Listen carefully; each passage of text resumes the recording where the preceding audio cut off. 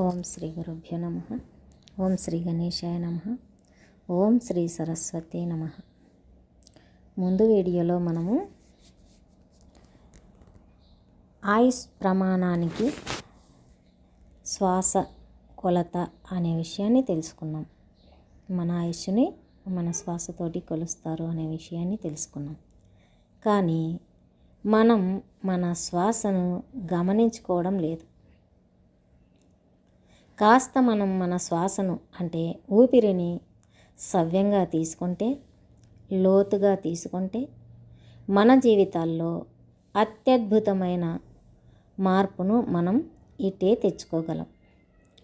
ఆధ్యాత్మిక జీవితంలో ప్రవేశించదలిచిన వారు ఎవరైనా సరే, వారు ఏ మతానికి సంబంధించిన వారైనా, ఏ గురువునకు శిష్యులైనా, ఏ దేవతను ఉపాసన చేస్తున్న అత్యంత ముఖ్యమైనది ఏమంటే వారు ఎంత లోతుగా శ్వాస తీసుకోగలుగుతున్నారు అనేది.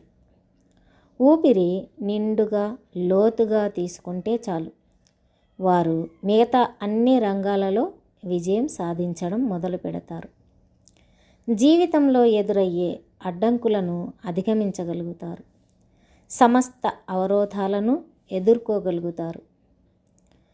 మనమంతా నిద్రలో శ్వాసను లోతుగాను నిదానంగాను తీసుకుంటూ ఉంటాం. అందుకనే నిద్ర లేచాక చాలా ఫ్రెష్గా, హాయిగా, అలసట తీరినట్లు పనులు నూతన ఉత్సాహంతో, నూతన శక్తితో చేసుకోగలుగుతాం. కాబట్టి కాస్త మన శ్వాస ఎలా తీసుకుంటున్నామో గమనికలో ఉండాలి. నిరంతరం శ్వాస నెమ్మదిగా, లోతుగా, ఊపిరితిత్తుల నిండుగా, పొట్ట నిండుగా, బొడ్డు వరకు లోతుగా, శ్రమ లేకుండా, హాయిగా, వీలైతే ఊపిరితిత్తులు, పొట్ట రెండింటి నిండా వీలును బట్టి, శరీర తత్వాన్ని బట్టి లోతుగా తీసుకుంటూ నిరంతరం అదే ధ్యాసలో, అదే చింతనలో ఉంటుండాలి. తీసుకునేప్పుడు ఎలాంటి శబ్దం రాకుండా నిశ్శబ్దంగా, నిదానంగా, లోతుగా బొడ్డు వరకు తీసుకుంటూ ఉండాలి. అదేవిధంగా శబ్దం అవనివ్వకుండా తీసుకున్న శ్వాసను పూర్తిగా ఏమాత్రం లోపల అట్టి పెట్టుకోకుండా నిదానంగా వదిలివేయాలి. పూర్తిగా విడిచిపెట్టడమో లేదో మనకి మనమే గమనించుకోవాలి. పొట్టను వెనక్కి తగిలేలా లోపలికి తీసుకుంటే శ్వాస పూర్తిగా విడిచిపెట్టినట్లు. దాదాపు పూర్తిగా కాకపోయినా పొట్టను గమనించుకోవాలి. పొట్టలో ఏమైనా గాలి ఉన్నదేమో అని శాంతం బయటికి వదిలి మరలా నిదానంగా తీసుకోవాలి. ఋషులందించే రహస్యం ఏమంటే నీవు తీసుకున్న శ్వాసను పూర్తిగా బయటకు వదిలివేయకుండా మరి ఒక శ్వాసకై ప్రయత్నించి క్రొత్త శ్వాస తీసుకోవడం వల్ల నీలో ఉండిపోయిన ఆ పాత శ్వాస నీకు ఇబ్బంది కలిగిస్తుంది, నిన్ను కష్టాల పాలు చేస్తుంది, నీకు సమస్యగా మారి నిన్ను వేధిస్తుంది. అందువలన వారు హెచ్చరికను పెడచెవిన పెట్టకుండా శ్వాస లోతుగా తీసుకున్న శ్వాసను పూర్తిగా ఏమాత్రం లోపల ఉంచుకోకుండా బయటకు వదిలివేద్దాం. కేవలం ఈ చిన్న ప్రయత్నం వల్ల ఎన్నెన్నో లాభాలు మనకు చేకూరుతాయి అని సత్యవాక్కులైన ఋషుల వచనాలు అని, అవి సత్యవాక్కులైన ఋషుల వచనాలని గుర్తుంచుకోవాలి. శ్వాసయే సర్వస్వం. మానవుడు రోజుకు 21,600 సార్లు శ్వాసిస్తాడు. ఇంతకు తక్కువ శ్వాసలు తీసుకుంటే ఆయుర్దాయం పెంచుకోగలుగుతాడు. ధనాన్ని ఎలా పొదుపుగా చూస్తామో అలాగే ఈ మన శ్వాస పుంజములను కూడా జాగ్రత్తగా పొదుపు చేసుకోగలగాలి. సాధారణ మానవుడు సాధారణ కాలంలో నిమిషానికి 15 సార్లు శ్వాస తీసుకుంటాడు.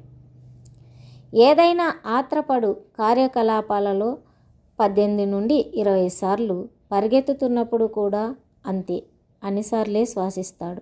కామకేలి అనగా మైథున కాలంలో 35 సార్లు అంటే అన్నిటికన్నా ఎక్కువ శ్వాసలు ఖర్చు చేసుకుంటాడు.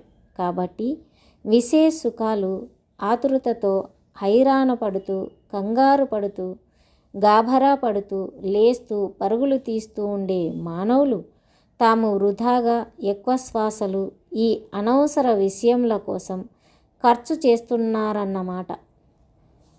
ప్రాణికోటికి భగవంతుడు ఆయుస్సును శ్వాస లెక్కలో ఇవ్వడం జరిగింది.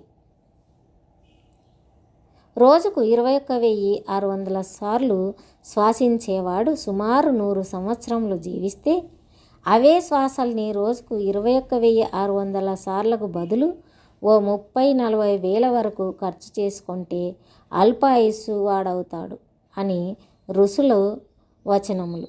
అయితే వారంటారు, మీ కష్టాలను మీ మృత్యువును మీరే తెచ్చుకుంటారు. మళ్ళీ భగవంతుడే ఇదంతా చేశాడనో గురువే ఇవన్నీ ఇచ్చాడనో తలపోస్తారు. ఇది ఎంతవరకు సమంజసం? ఉదాహరణకు ఓ శిశువుకు 3 నెలలే ఆయుర్దాయం అనుకుంటే భగవంతునిచే ఇవ్వబడిన 19,44,000 శ్వాసలు ఉన్నందువల్ల అవన్నీ వ్యయమైపోయిన వెంటనే జీవుడు ఆ శరీరంను వదిలి వెడలిపోతాడు. అనగా 21,600 శ్వాసల చొప్పున 90 రోజులకు 19,44,000 శ్వాసలు పూర్తి అవుతాయి. కాబట్టి ఇట్టి శ్వాసలను పొదుపుగా వాడుకొని మన ఆయుర్దాయమును మనమే పెంపొందించుకోవచ్చును. శ్వాసను ఎల్లప్పుడూ నిదానముగా లోతుగా పీల్చుకునే విధానం వల్ల ఎక్కువ శ్వాసలు అవసరం లేదు. తక్కువ శ్వాసలతోనే ఎక్కువ సమయం గడపవచ్చును.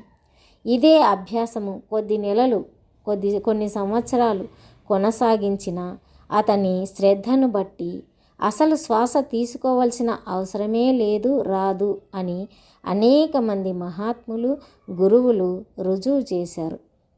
ఇంకా చేస్తూనే ఉన్నారు.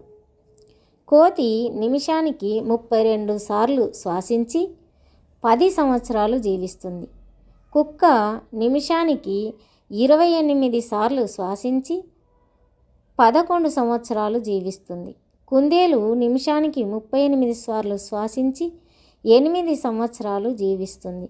గుర్రము నిమిషానికి 19 సార్లు శ్వాసించి 35 సంవత్సరాలు జీవిస్తుంది. పాము నిమిషానికి 8 సార్లు శ్వాసించి 1000 సంవత్సరాలు జీవిస్తుంది. తాబేలు నిమిషానికి 5 సార్లు శ్వాసించి 2000 సంవత్సరాలు జీవిస్తుంది. ఇలాగే శిలలు, పర్వతాలు, కొండలే కాకుండా ఆకాశం కూడా శ్వాసిస్తూ ఉంటుంది. తెలుసుకున్నాం కదా శ్వాస విజ్ఞానాన్ని. మరి శ్వాసను ఎలా తీసుకోవాలో, ఎన్ని శ్వాసలు తీసుకుంటే ఎన్ని సంవత్సరాలు జీవిస్తామో, ఏ ఏ కార్యాలకు శ్వాసను అధికంగా ఖర్చు చేస్తున్నామో, జంతువులు నిమిషానికి ఎన్ని శ్వాసలు తీసుకుంటే ఎన్ని సంవత్సరాలు జీవిస్తాయో అనే విషయాలను చక్కగా తెలుసుకున్నాం కదా.